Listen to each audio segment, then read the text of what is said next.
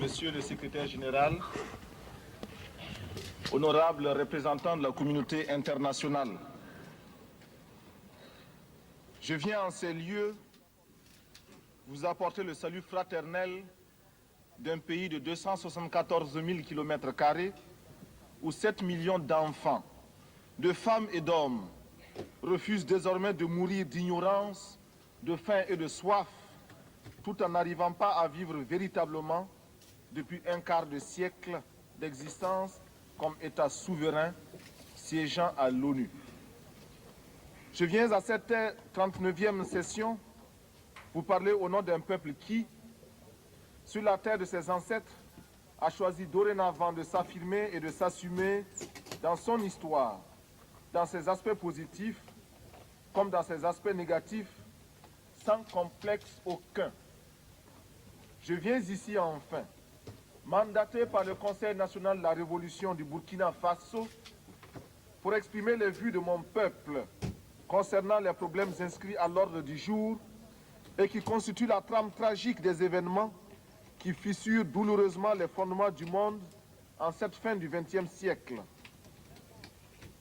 Un monde où l'humanité est transformée en cirque, déchirée par les luttes entre les grands et les semi-grands, battue par les bandes armées, soumise aux violences et aux pillages. Un monde où des nations, se soustrayant à la juridiction internationale, commandent des groupes de hors-la-loi vivant de rapines et organisant d'ignobles trafics de fusils à la main. Monsieur le Président, je n'ai pas ici la prétention d'énoncer des dogmes.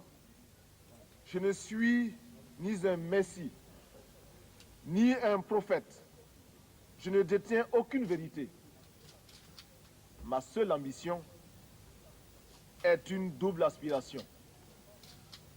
Premièrement, pouvoir en un langage simple, celui de l'évidence et de la clarté, parler au nom de mon peuple, le peuple du Burkina Faso. Deuxièmement, parvenir à exprimer aussi, à ma manière, la parole du grand peuple des déshérités, ceux qui appartiennent à ce monde qu'on a malicieusement baptisé tiers-monde. Et dire, même si je n'arrive pas à le faire comprendre, les raisons que nous avons de nous révolter. Tout cela dénotant l'intérêt que nous portons à l'ONU. Les exigences de nos droits y prenant la vigueur et la rigueur de la claire conscience de nos devoirs. Nul ne s'étonnera de nous voir associer l'ex-Haute-Volta, aujourd'hui le Burkina Faso, à ce fourre-tout méprisé. Le tiers-monde que les autres mondes ont inventé au moment des indépendances formelles pour mieux assurer notre aliénation intellectuelle, culturelle, économique et politique. Nous voulons nous y insérer, sans pour autant justifier cette gigantesque escroquerie de l'histoire, encore moins pour accepter d'être l'arrière-monde d'un Occident répu.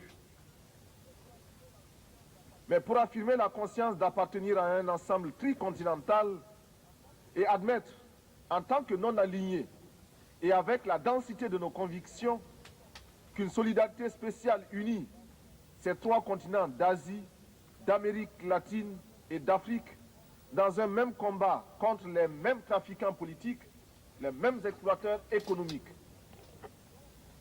Reconnaître donc notre présence au sein du tiers-monde, c'est, pour paraphraser José Marti, affirmer que nous sentons sur notre joug tout coup donné à n'importe quel homme de ce monde. Fin de citation. Nous avons jusqu'ici tendu l'autre jour.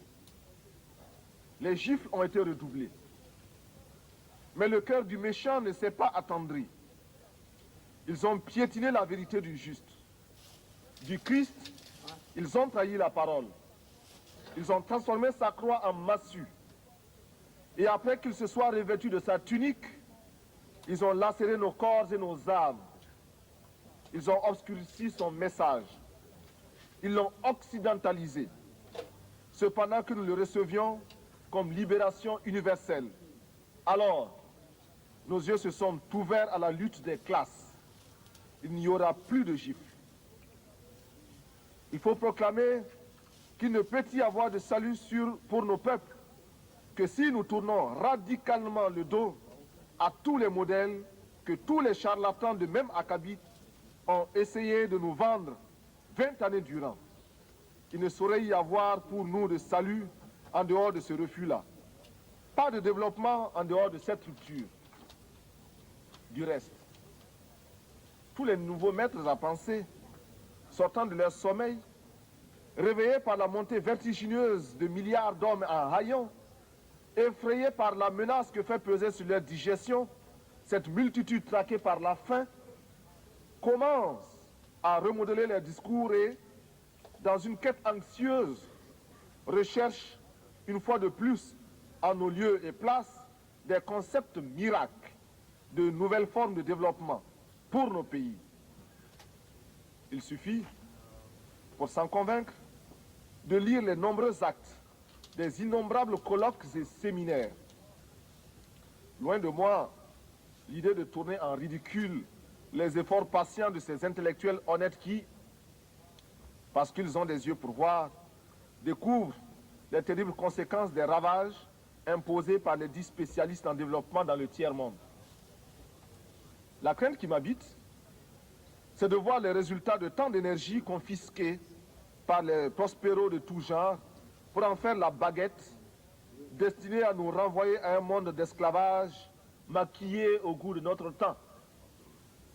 Cette crainte se justifie, d'autant plus que la petite bourgeoisie africaine diplômée, sinon celle du tiers-monde, soit par paresse intellectuelle, soit plus simplement parce que, ayant goûté au mode de vie occidental, n'est pas prête à renoncer à ses privilèges.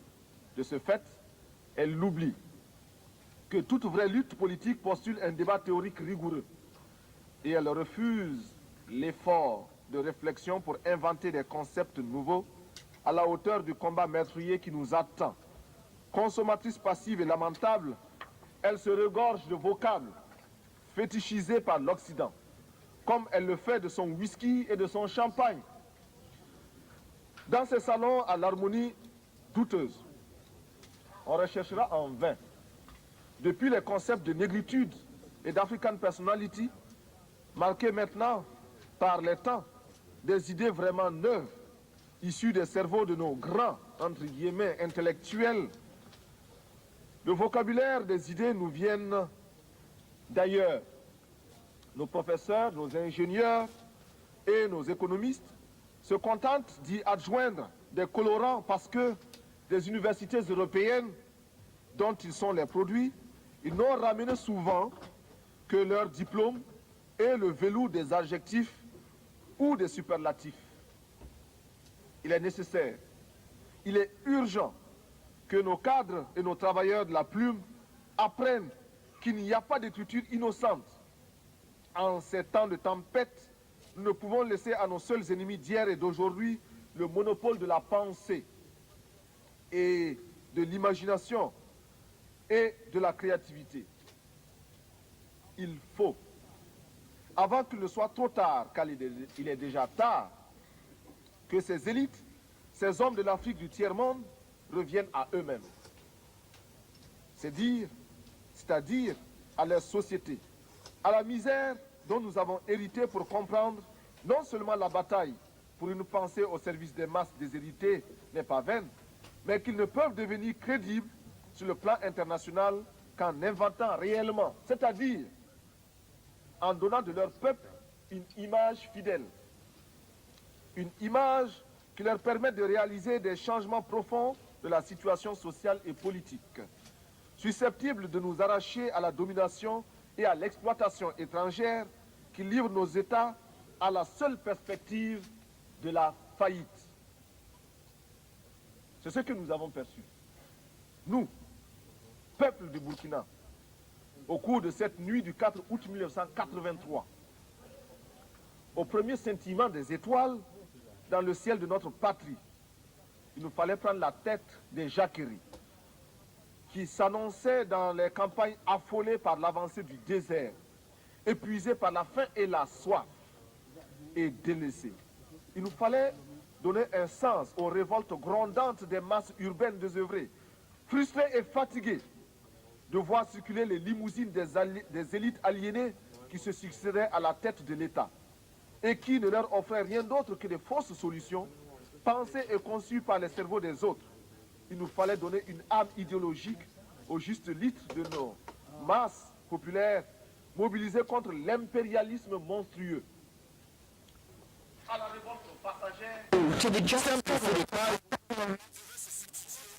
toujours la révolution, lutte éternelle contre domination, and uprising, which was a minor thing, had to the eternal à quel point c'était la vie de possible entre les peuples nantis et ceux qui n'aspirent qu'à manger à leur faim.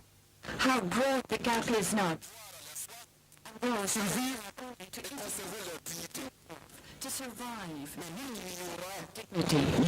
n'imaginera à quel point le grain de peau a nourri chez nous la vache du riche. dans le cas de l'ex-Haute-Volta, le processus était encore plus exemplaire. Nous étions la condensation magique, le raccourci de toutes les calamités qui ont fondu sur les pays dits en voie de développement.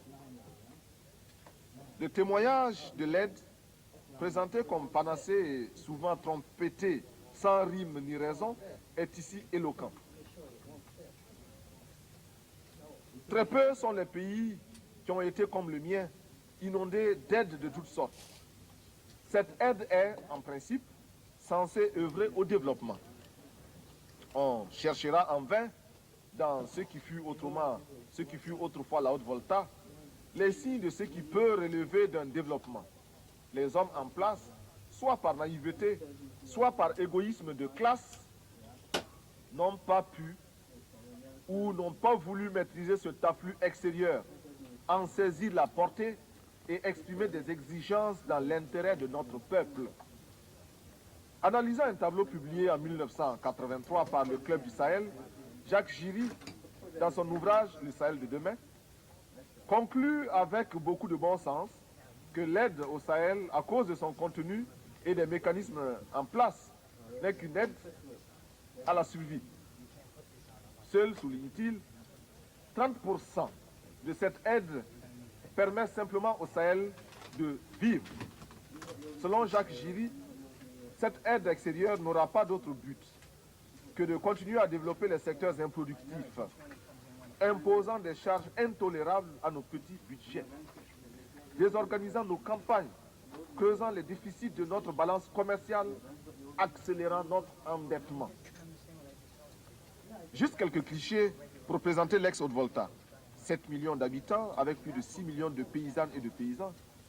Un taux de mortalité infantile estimé à 180 pour 1000. Une espérance de vie se limitant à 40 ans. Un taux d'analphabétisme allant jusqu'à 98%. Si nous concevons l'alphabétisé comme celui qui sait lire, écrire et parler une langue.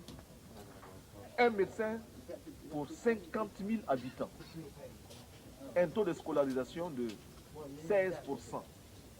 Et enfin, un produit intérieur brut par tête d'habitant de 53 356 francs CFA, soit à peine plus de 100 $. Le diagnostic, à l'évidence, était sombre. La source du mal était politique. Le traitement ne pouvait qu'être politique. Certes, nous encourageons l'aide qui nous aide à nous passer de l'aide. Mais en général, la politique d'assistance et d'aide n'a abouti qu'à nous désorganiser, à nous asservir et à nous déresponsabiliser. Dans notre espace économique, politique, économique et culturel. Nous avons choisi de risquer de nouvelles voies pour être plus heureux.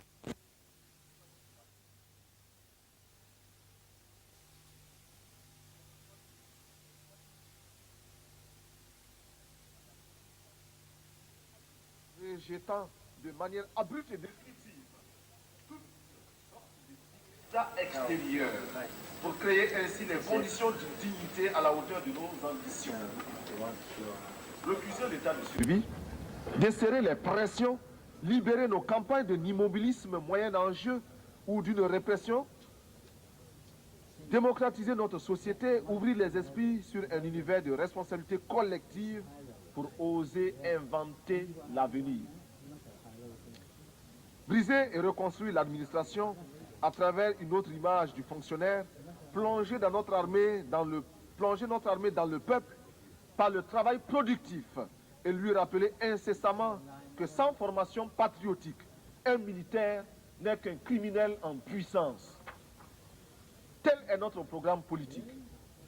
Au plan de la gestion économique, nous apprenons à vivre simplement, à accepter à nous imposer l'austérité afin d'être à même de réaliser de grands desseins.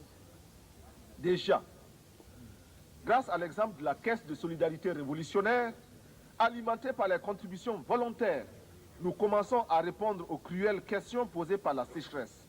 Nous avons soutenu et appliqué les principes d'Alma-Ata en élargissant le champ des soins de santé primaires. Nous avons fait nôtre, comme politique d'État, la stratégie globale du Gobi FFF préconisée par l'UNICEF.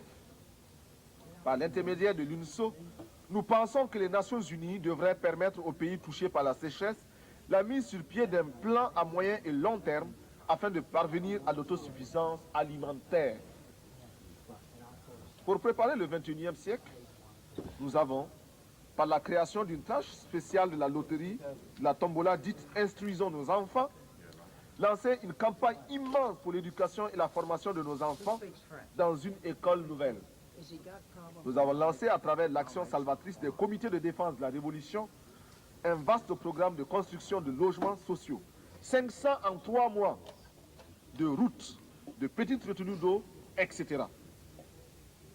Notre ambition économique est d'œuvrer pour que le cerveau et les bras de chaque Burkinabé puissent au moins lui servir à inventer et à créer de quoi assurer 2 repas par jour et de l'eau potable. Nous jurons, nous proclamons que désormais au Burkina Faso, plus rien ne se fera sans la participation des Burkinabés. Rien qui n'ait été au préalable décidé par nous, élaboré par nous.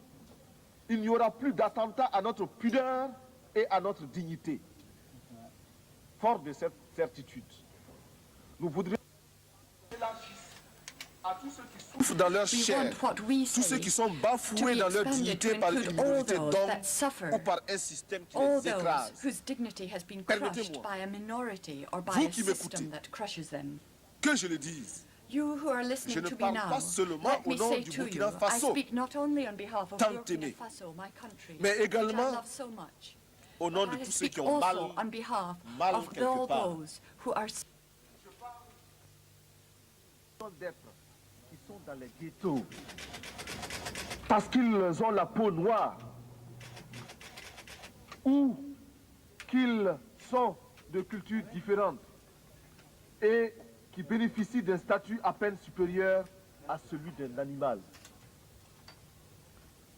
Je souffre au nom des Indiens massacrés, écrasés, humiliés et confinés depuis des siècles dans des réserves, afin qu'ils n'espèrent à aucun droit et que leur culture ne puisse s'enrichir en convolant en noces heureuses au contact d'autres cultures, y compris celle de l'envahisseur.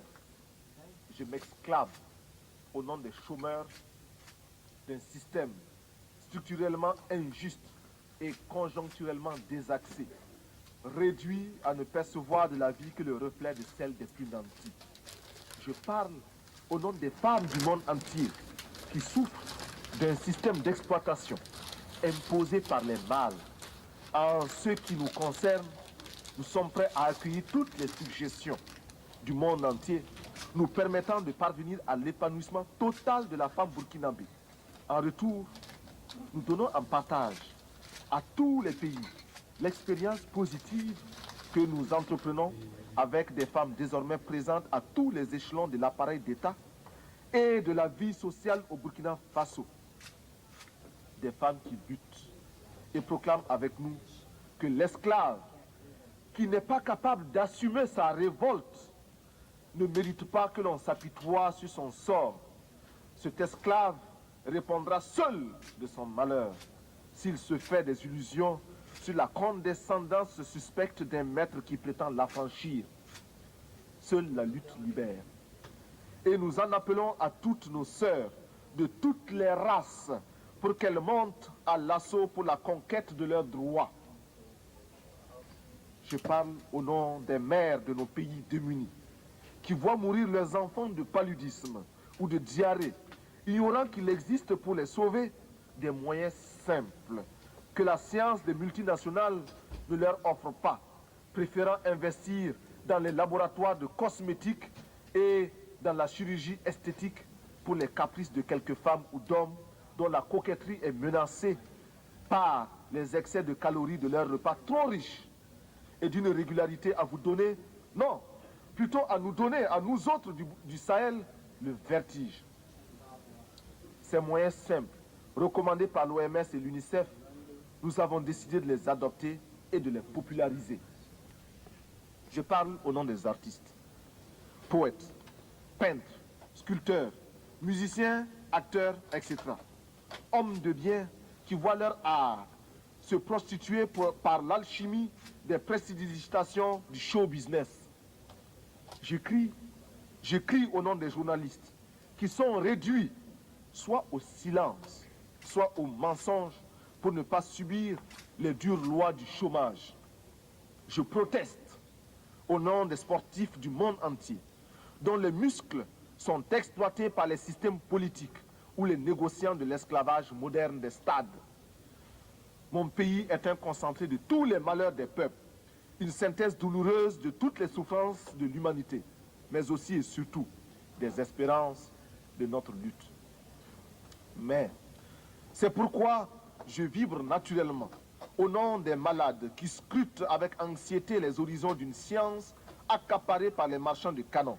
Mes pensées vont à tous ceux qui sont touchés par la destruction de la nature et à ces 30 millions qui vont mourir comme chaque année abattus par la redoutable arme de la faim. Militaire, je ne peux pas oublier ce soldat obéissant aux ordres, le doigt sur la détente, et qui sait que la balle qui va partir ne porte que le message de la mort. Enfin, je veux m'indigner en pensant aux Palestiniens qu'une humanité inhumaine a choisi de substituer à un autre peuple. Hier encore martyrisé à loisir, je pense à ce vaillant peuple palestinien, c'est-à-dire à ces familles atomisées, errant de par le monde à la quête d'un asile. Courageux, déterminés, stoïques et infatigables, les Palestiniens rappellent à chaque conscience humaine la nécessité et l'obligation morale de respecter les droits d'un peuple. Avec leurs frères juifs, ils sont antisionistes. Aux côtés de mes frères soldats de l'Iran et de l'Irak, qui meurent dans une guerre fratricide et suicidaire, je veux également me sentir proche des camarades du Nicaragua, dont les ports sont minés, les villes bombardées et qui, malgré tout, affrontent avec courage et lucidité leur destin. Je souffre avec tous ceux qui, en Amérique latine, souffrent de la mainmise impérialiste. Je veux être aux côtés des peuples afghans et irlandais, aux côtés des peuples de Grenade et du Timor oriental, chacun à la recherche d'un bonheur dicté par sa dignité et les lois de sa culture. Je m'élève ici, au nom de tous ceux qui cherchent vainement dans quel forum de ce monde ils pourront faire entendre leur voix et la faire prendre en considération réellement. Sur cette tribune, beaucoup m'ont précédé. D'autres viendront après moi. Mais seuls quelques-uns feront la décision. Pourtant, nous sommes officiellement présentés comme égaux. Eh bien, je me fais le porte-voix de tous ceux qui cherchent vainement dans quel forum de ce monde ils peuvent se faire entendre. Oui, je veux donc parler au nom de tous les laissés pour compte, parce que je suis homme, et rien de ce qui est humain ne m'est étranger. Notre révolution au Burkina Faso est ouverte au malheur de tous les peuples. Elle s'inspire aussi de toutes les expériences des hommes depuis le premier souffle de l'humanité. Nous voulons être les héritiers de toutes les révolutions du monde, de toutes les luttes de libération des peuples du tiers-monde. Nous sommes à l'écoute des grands bouleversements qui ont transformé le monde.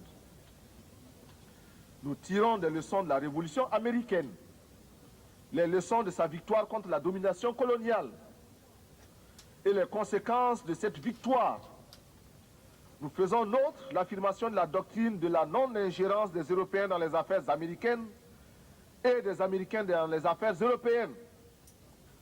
Ce que Monroe clamait en 1823, l'Amérique aux Américains, nous le reprenons en disant l'Afrique aux Africains, le Burkina Faso aux Burkinabés. La révolution française de 1789, bouleversant les fondements de l'absolutisme, nous a enseigné les droits de l'homme alliés aux droits des peuples à la liberté. La grande révolution d'octobre 1917 a transformé le monde, permis la victoire du prolétariat, ébranlé les assises du capitalisme et rendu possible les rêves de justice de la commune française. Ouvert à tous les vents de la volonté des peuples et de leurs révolutions, nous instruisons aussi de certains terribles échecs qui ont conduit à de tragiques manquements aux droits de l'homme. Nous ne voulons pour conserver de chaque révolution que le noyau de pureté qui nous interdit de nous inféoder aux réalités des autres, même si, par la pensée, nous nous retrouvons dans une communauté d'intérêts. Monsieur le Président, il n'y a plus de duperie possible. Le nouvel ordre économique mondial pour lequel nous luttons et continuerons de lutter ne peut se réaliser que si nous parvenons à ruiner l'ancien ordre qui nous ignore, si nous imposons la place qui nous revient dans l'organisation politique du monde, si, prenant conscience de notre importance dans le monde, nous aboutissons au droit de regard et de décision sur les mécanismes qui régissent le code. Et, comme tous les droits des peuples, ils s'arrachent dans la lutte et par la lutte des peuples. Il ne sera jamais le résultat d'un acte de générosité d'une puissance quelconque. Je conserve en moi la confiance inébranlable, confiance partagée avec l'immense communauté des pays non alignés, que sous le coup de boutoir de la détresse hurlante de nos peuples, notre groupe va maintenir sa cohésion, renforcer notre pouvoir de négociation collective, se trouver des alliés parmi toutes les nations, commencer de concert avec ceux qui peuvent encore nous entendre, l'organisation d'un système de relations économiques internationales véritablement nouveau. Monsieur le Président, si j'ai accepté de me présenter devant cette illustre assemblée pour prendre la parole, c'est parce que, malgré les critiques qui lui sont adressées par certains grands contributeurs, les Nations Unies demeurent la tribune idéale pour nos revendications, le lieu obligé de la légitimité des pays sans voix. C'est cela qu'exprime avec beaucoup de justesse notre secrétaire général lorsqu'il écrit, je cite, « L'Organisation des Nations Unies est unique, en ce qu'elle reflète les aspirations et les frustrations de nombreux pays et groupements du monde entier. Un des grands mérites est que toutes les nations, y compris celles qui sont faibles, opprimées ou victimes de l'injustice, il s'agit de nous, peuvent, même lorsqu'elles sont confrontées aux dures réalités du pouvoir, y trouver une tribune et s'y faire entendre. Une cause juste, même si elle ne rencontre que revers ou indifférence, peut trouver un écho à l'Organisation des Nations Unies. Cet attribut de l'organisation n'est pas toujours prisé, mais il n'est pas moins essentiel. » Fin de citation. On ne peut mieux définir le sens et la portée de notre organisation. Aussi, est-il pour chacun de nous un impératif catégorique de consolider les assises de notre organisation, de lui donner les moyens de son action.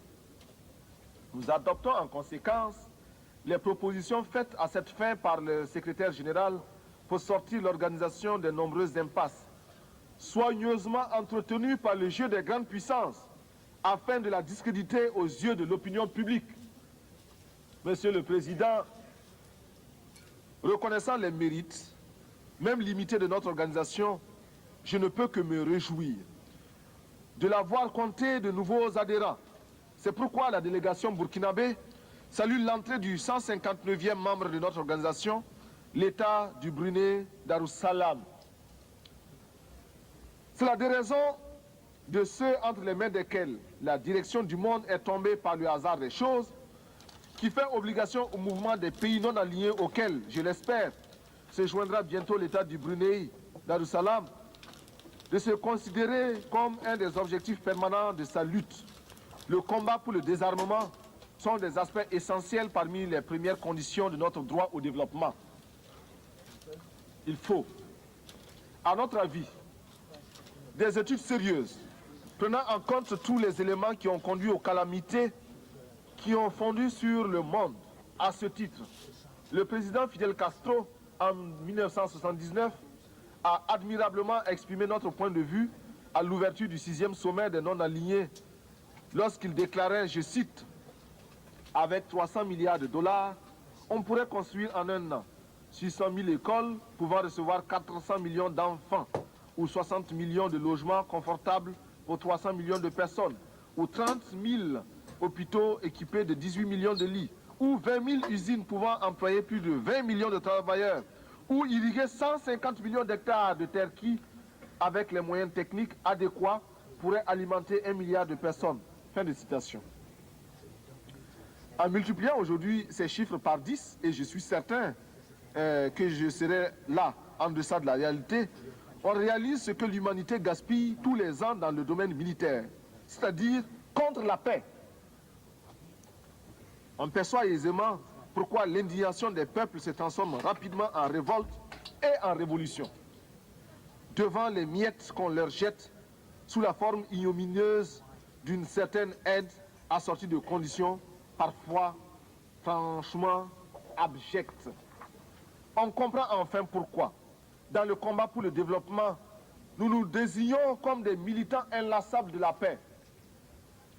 Nous faisons le serment de lutter pour atténuer les tensions, introduire les principes d'une vie civilisée dans les relations internationales et les étendre à toutes les parties du monde, ce qui revient à dire que nous ne pouvons plus assister, passifs, au trafic des concepts. Nous réitérons notre résolution d'être des agents actifs de la paix, de tenir notre place dans le combat pour le désarmement, d'agir enfin en politique internationale comme un facteur décisif, libéré de toute entrave vis-à-vis de toutes les grandes puissances, quels que soient les projets de ces dernières. Mais la recherche de la paix va de pair avec l'application ferme du droit des pays à l'indépendance.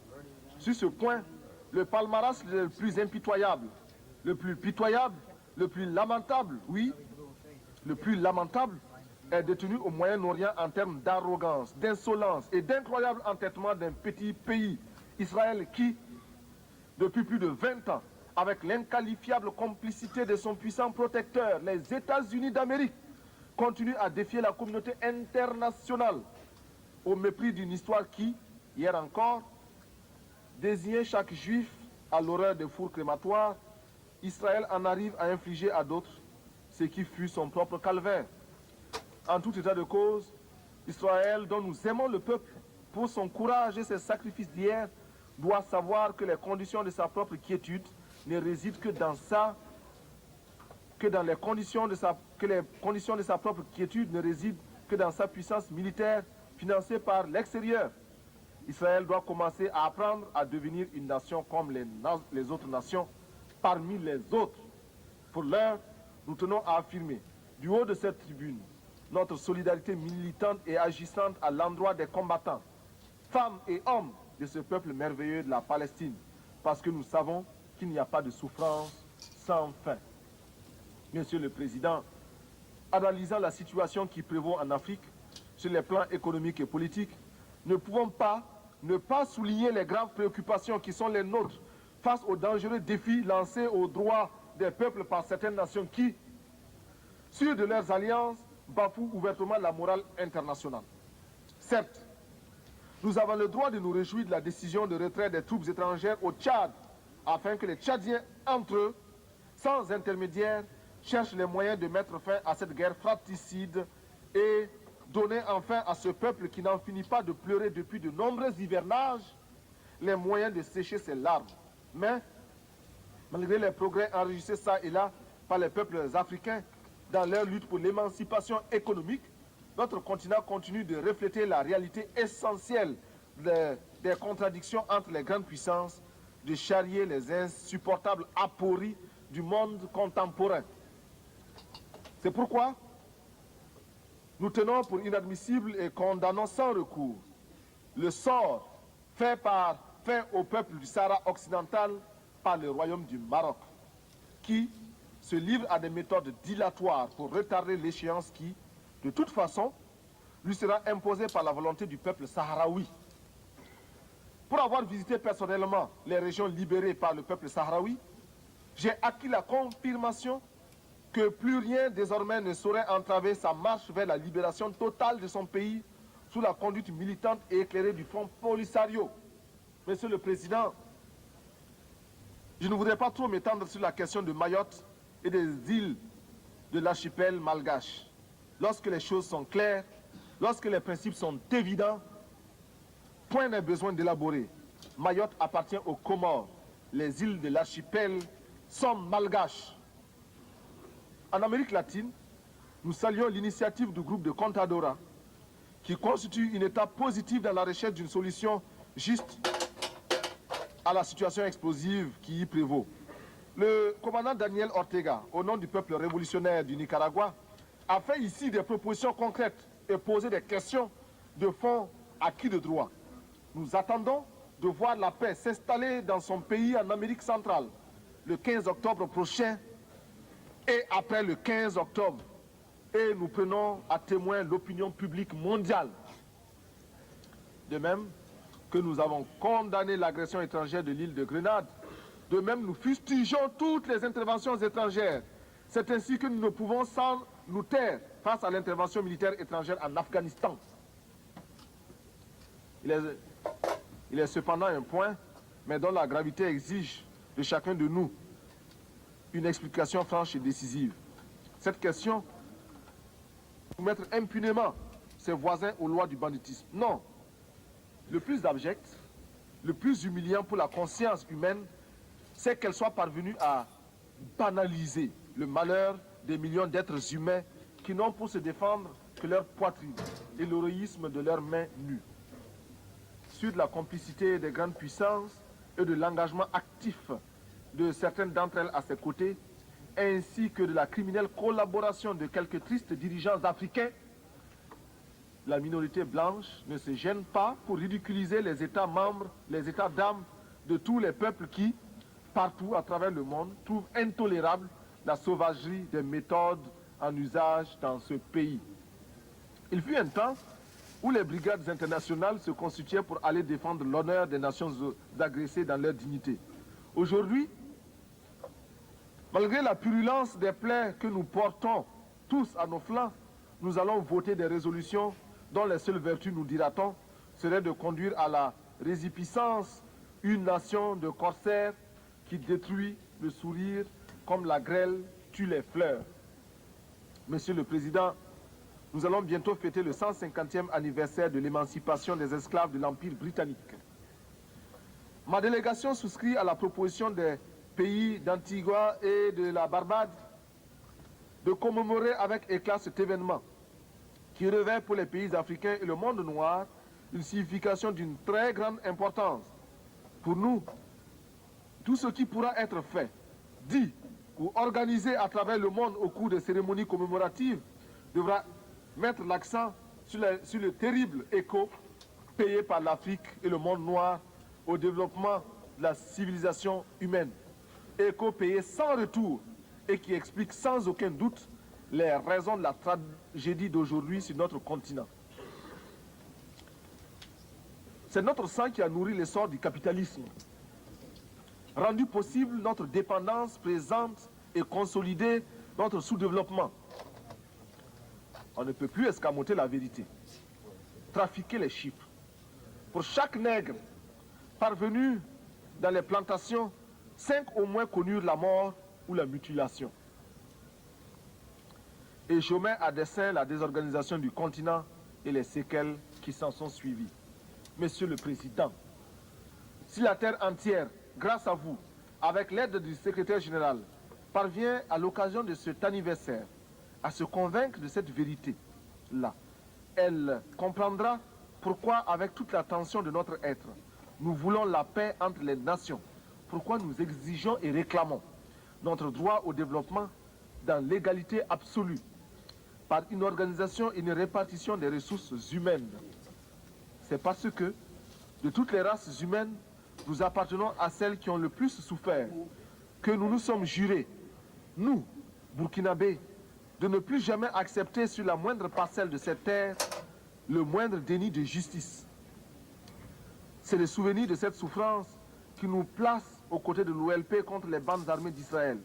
C'est le souvenir de cette souffrance qui, d'une part, nous fait soutenir l'ANC et la SWAPO, et d'autre part, nous rend intolérable la présence en Afrique du Sud des hommes qui se disent blancs et qui brûlent le monde à ce titre.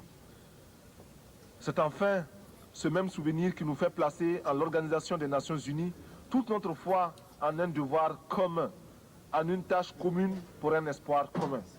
Nous réclamons que s'intensifie à travers le monde la campagne pour la libération de Nelson Mandela et sa présence effective à la prochaine Assemblée générale de l'ONU comme une victoire de fierté collective. Que soit créé, en souvenir de nos souffrances et en termes de pardon collectif, un prix international de l'humanité réconciliée décerné à tous ceux qui, par leur recherche, auraient contribué à la défense des droits de l'homme. Que tous les budgets de recherche spatiale soient amputés de 1/10 et consacrés à des recherches dans le domaine de la santé et visant à la reconstitution de l'environnement humain perturbé par tous ces feux d'artifice nuisibles à l'écosystème. Nous proposons également que les structures des Nations Unies soient repensées et que soit mis fin à ce scandale que constitue le droit de veto. Bien sûr, les effets pervers de son usage abusif sont atténués par la vigilance de certains de ses membres, de ses détenteurs. Cependant, rien ne justifie ce droit. Ni la taille des pays qui le détiennent, ni les richesses de ces derniers. Si l'argument développé pour justifier une telle iniquité est le prix payé au cours de la dernière guerre mondiale, que ces nations qui se sont arrogées ces droits sachent que nous aussi, nous avons chacun un oncle ou un père qui, à l'instar de milliers d'autres innocents arrachés au tiers-monde pour défendre les droits bafoués par les hordes hitlériennes, porte lui aussi dans sa chair les meurtrissures des balles nazies. Que cesse l'arrogance des grands qui ne perdent aucune occasion pour remettre en cause le droit des peuples. L'absence de l'Afrique du club de ceux qui détiennent le droit de veto est une injustice qui doit cesser. Enfin, ma délégation n'aurait pas accompli tous ses devoirs si elle n'exigeait pas la suspension d'Israël et le dégagement pur et simple de l'Afrique du Sud de notre organisation, lorsque, à la faveur du temps, ces pays auront opéré la mutation qui les introduira dans la communauté internationale. Chacun de nous, et mon pays en tête, devra les accueillir à l'extermination de 30 millions d'êtres humains chaque année par l'arme de la faim qui, de nos jours, fait plus de ravages que l'arme nucléaire. Cette confiance et cette foi en l'organisation me fait obligation de remercier le secrétaire général, M. Xavier Pérez de Cuellar, de la visite tant appréciée qu'il nous a faite pour constater sur le terrain les dures réalités de notre existence et se donner une image fidèle de l'aridité du Sahel et de la tragédie du désert conquérant. Je ne saurais terminer sans rendre hommage aux éminentes qualités de notre président qui saura, avec la clairvoyance que nous lui connaissons, diriger les travaux de cette 39e session. Monsieur le Président, j'ai parcouru des milliers de kilomètres. Je suis venu ici pour demander à chacun de vous que nous puissions mettre ensemble nos efforts pour que cesse la morgue des gens qui n'ont pas raison, pour que s'efface le triste spectacle des enfants qui meurent de faim, pour que disparaisse l'ignorance, pour que triomphe la rébellion légitime des peuples, pour que se taise le bruit des armes et qu'enfin, avec une seule et même volonté, luttant pour la survie de l'humanité, nous parvenions à chanter en chœur avec le grand poète Novalis, je cite, « Bientôt, les astres reviendront visiter la terre d'où ils se sont éloignés pendant nos temps obscurs. Le soleil déposera son spectre sévère, reviendra étoilé parmi les étoiles. Toutes les races du monde se rassembleront à nouveau après une longue séparation. Les vieilles familles orphelines se retrouveront et chaque jour verra de nouvelles retrouvailles, de nouveaux embrassements. Alors, les habitants du temps jadis reviendront vers la terre. En chaque tombe se réveillera la cendre éteinte. Partout brûleront à nouveau les flammes de la vie. Les vieilles demeures seront rebâties, les temps anciens se renouvelleront et l'histoire sera le rêve d'un présent à l'étendue infinie. À bas la réaction internationale, à bas l'impérialisme, à bas le néocolonialisme, à bas le fantoschisme. Gloire éternelle aux peuples qui luttent pour leur liberté. Gloire éternelle aux peuples qui décident de s'assumer pour leur dignité. Victoire éternelle aux peuples d'Afrique, d'Amérique latine et d'Asie qui luttent. La patrie ou la mort, nous vaincrons. Je vous remercie.